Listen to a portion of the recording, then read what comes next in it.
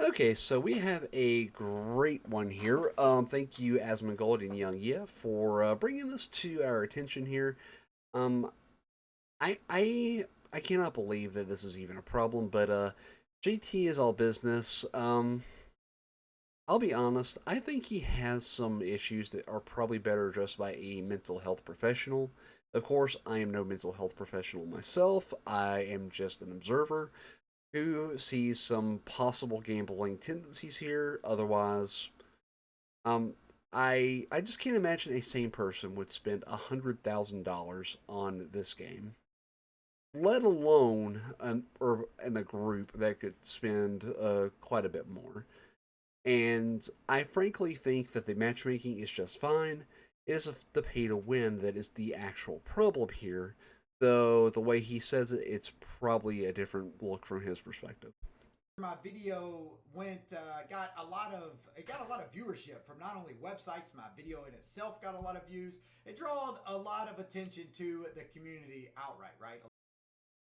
Yes, it did draw a lot of attention, but not for the reasons you think, dude. I'm sorry, but people do not like this game. People generally do not like you in relation to this game because you are throwing money at this and therefore being part of the overall problem that is causing Blizzard and EA and other major companies to think this is the way gaming should be because they are making money from people like you hand over fist.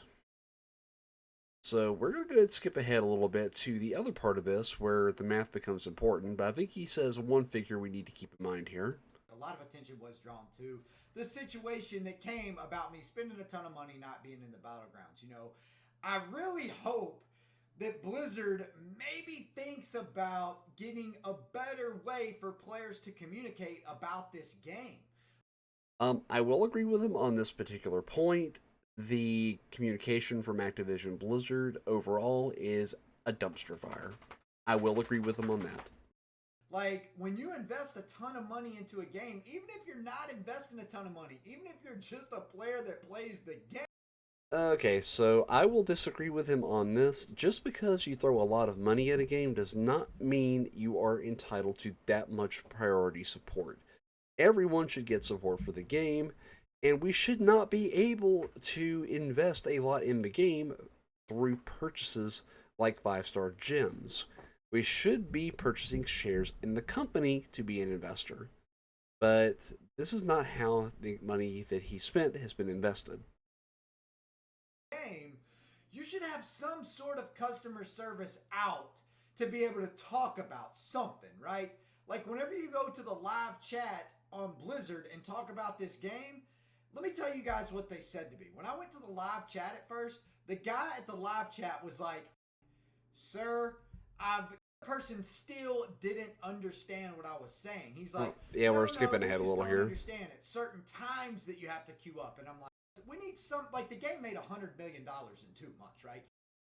And that's a figure I want us to keep in mind here for a little bit. $100 million in 2 months. That is a substantial amount of money, and 1 million of it came from 20 people, as he is about to point out.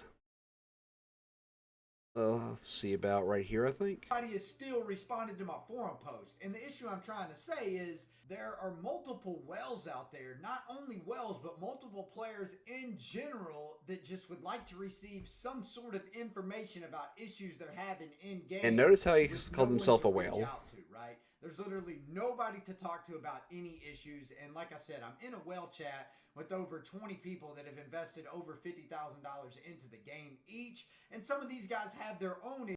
Okay, so we're going to do a little math based on that. And keep in mind, this is 20 people, and saying that they are 50,000 each is probably lowballing it. They probably invested more, but 50,000 is like the minimum.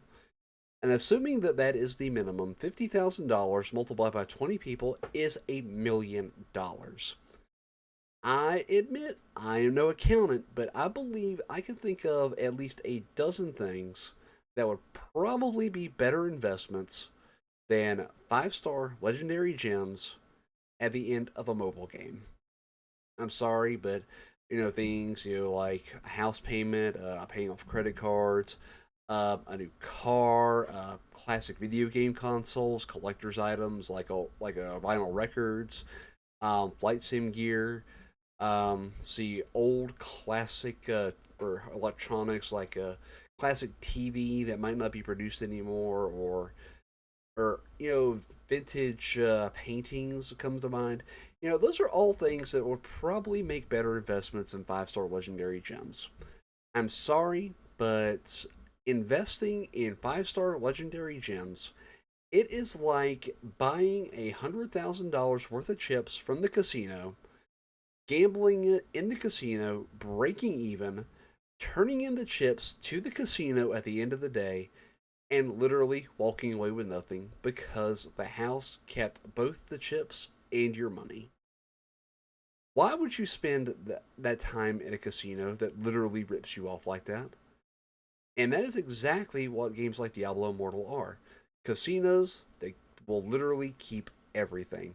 The house always wins, and you walk away with nothing.